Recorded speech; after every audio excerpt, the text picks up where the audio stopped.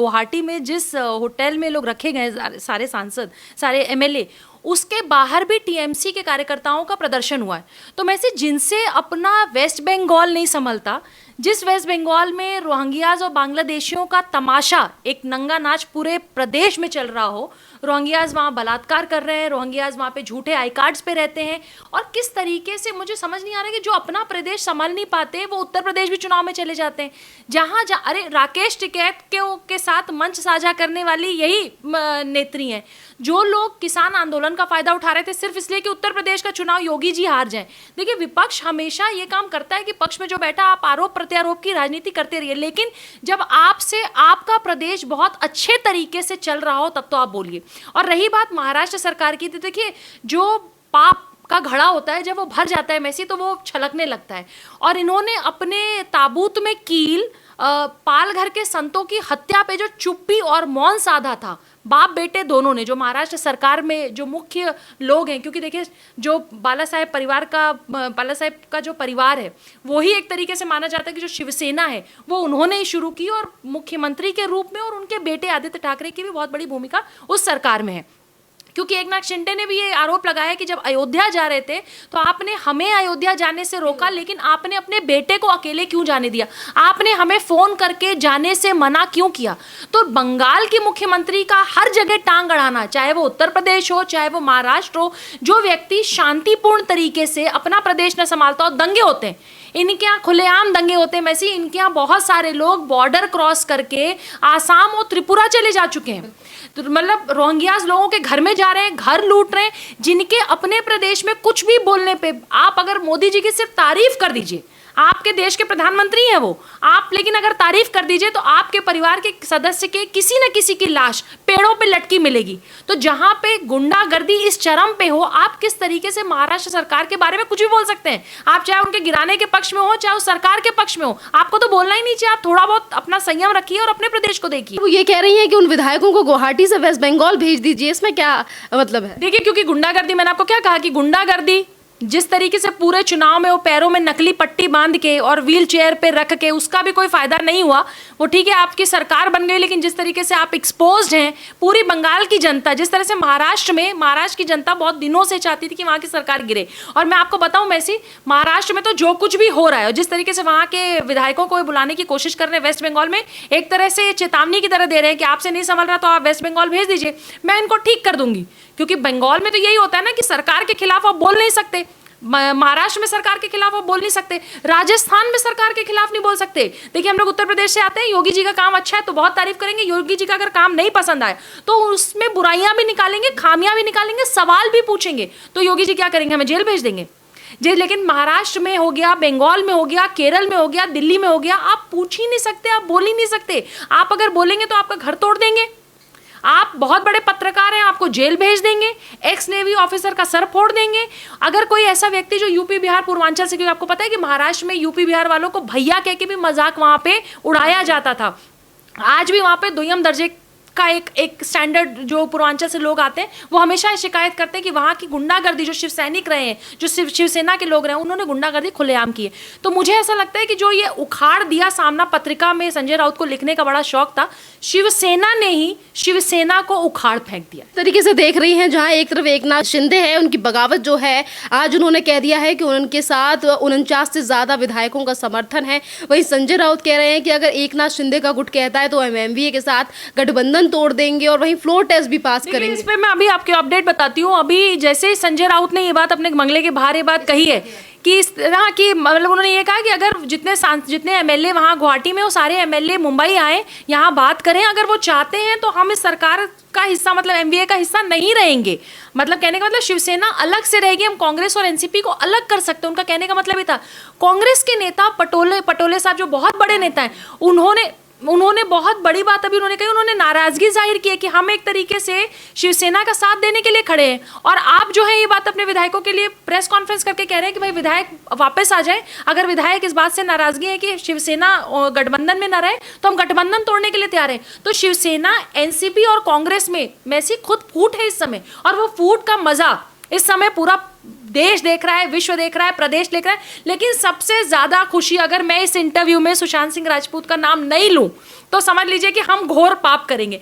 मैंने आपके इंटरव्यू में हमेशा ये बात कही है मैसी, और आपके चैनल पे प्यारा हिंदुस्तान पे हमेशा कही है कि सुशांत सिंह राजपूत महादेव का भक्त है, तांडव कराएगा। और आप ये तांडव देख रहे हैं, 2 साल से कोई ऐसी फिल्म नहीं है जो रिलीज हो रही है और 200 करोड़ 400 करोड़ जा रही।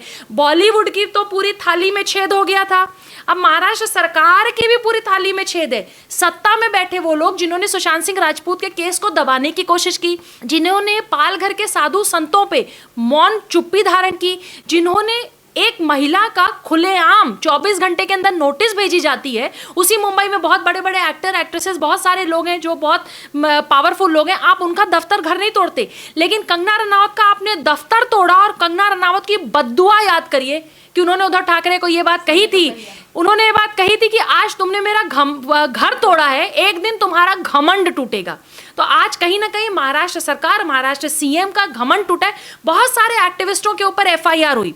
फरीदाबाद के एक यूट्यूबर को उठा लिया गया, वहां की पुलिस आती है, यहां से उठा के लेके चली जाती है। और आपको याद होगा कि उस समय हम लोगों को भी ये टेंशन होती थी कि हम लोग इंटरव्यू दे रहे हो, प्यारा हिंदुस्तान लगातार सुशांत सिंह राजपूत का मुद्दा रहा हो, अर्नब गोस्वामी का मुद्दा रहा, आप लोगों ने इस चीज को हमेशा उठाया। किस तरीके से यूट्यूबर्स क्या दिखा रहे हैं, इनके 4 चमचे बैठ के देखा करते थे किसके ऊपर कितनी एफआईआर करनी है। आपके राज्य में अभिनेता, आपके राज्य में नेता, आपके राज्य में एक्स नेवी ऑफिसर, आपके राज्य में सुशांत सिंह राजपूत, आपके राज्य में कंगना रनावत, आपके राज्य में जनता, वो जनता अगर आपके बारे में कुछ बोल देती तो आप क्या करते हैं, आप 4 शिव सैनिक पहुंचते हैं और आप बाल मुंडन कर देते हैं, आप उसको टकला बना देते हैं, आप उसकी बेइज्जती करते हैं सरेआम, आप उसको जूतों घूसों से मारते हैं। तो आपके राज्य में कोई सुरक्षित नहीं था। और ये जो बाहुबल तरीके से आप सरकार चला रहे थे, आज महाराष्ट्र की सरकार, महाराष्ट्र की जनता ये पूरा तमाशा देख के वैसे बहुत खुश है। और यकीन मानिए मैं तो बहुत खुश हूँ। कल से मैं ट्विटर पे देख रही हूँ, कल रिपब्लिक भारत के डिबेट में भी यही सारे सवाल एनसीपी के लोगों से भी पूछा गया, यही सारे सवाल शिवसेना वालों से पूछा गया, यही सारे सवाल पूछा गया कि भाई आपने क्यों अर्नब गोस्वामी को तिलोजा जेल भेजा था, आप क्यों यूट्यूबर्स के ऊपर एफआईआर कर रहे थे, आप क्यों एक्टिविस्टों के ऊपर एफआईआर कर रहे थे। अरे आप सरकार चलाते ना, आपने पूरा तंत्र लगा दिया, 100 करोड़ रुपए हर जिले से उगाही करते थे। आपका वो सचिन वाजे चोर, उससे बड़ा महाचोर था आपका मुंबई पुलिस कमिश्नर, उससे भी महाचोर था आपका वो परमवीर सिंह से भी ऊपर उनका गृह मंत्री अनिल देशमुख। ये सारे के सारे चोर, मतलब आप रोज चोरी की कमाई से, करप्शन की कमाई से, डकैती की कमाई से महाराष्ट्र की जनता का पैसा लूट रहे थे। और इसके बाद आप हर चीज के लिए केंद्र सरकार को वो बोलते हैं। ड्रग्स का केस हुआ, मतलब समीर वानखेड़े के साथ महाराष्ट्र में क्या हुआ है ये सबने देखा है। आपने उसको इतना तंग कर दिया, उनको, उनकी पत्नी को, उनकी बहन को, उनके पिता, उनकी माँ, मतलब हर एक व्यक्ति के ऊपर सवाल उठाया। आपके नाक के नीचे ड्रग्स बह रही है, आप कुछ नहीं कर पाते। मर्डर पे मर्डर हो रहे हैं, आप कुछ नहीं कर पाते। सुशांत सिंह राजपूत के केस में जितने लोग थे, या तो वो गायब हो गए, या वो गायब कर दिए गए, या उनका मर्डर हो गया। भैया आपने पूरा तंत्र जो 2 साल चलाया है, वो सरकार चलाने के लिए, जनता की सेवा के लिए चलाया था, या तानाशाही के सुशांत के बारे में बोलना नहीं। जो सुशांत के बारे में बोलेगा, सुशांत का पहला डेथ एनिवर्सरी, उसका पहला बर्थडे 21 जनवरी को बर्थडे तक मुंबई में बहुत बड़े लेवल पे नहीं मनाने दिया गया था। एंड टाइम पे परमिशन कैंसिल कर दी गई थी। यही सवाल हम लोग पूछ रहे हैं और यही सवाल बार बार ये बात पूछते रहेंगे, क्यों ऐसा था कि महाराष्ट्र का पूरा तंत्र मंत्र, वहाँ के गृह मंत्री, वहाँ के सचिन वाजे से लेके सब, हिरेन देशमुख, आप सोचिए कि मार दिया गया, एक व्यक्ति को मार दिया गया। और वो तो देखिए कि देश के इतने बड़े उद्योगपति, अगर आप अंबानी जी के घर के बाहर, एंटीलिया के घर के बाहर बम नहीं रखते तो आप पकड़े नहीं जाते।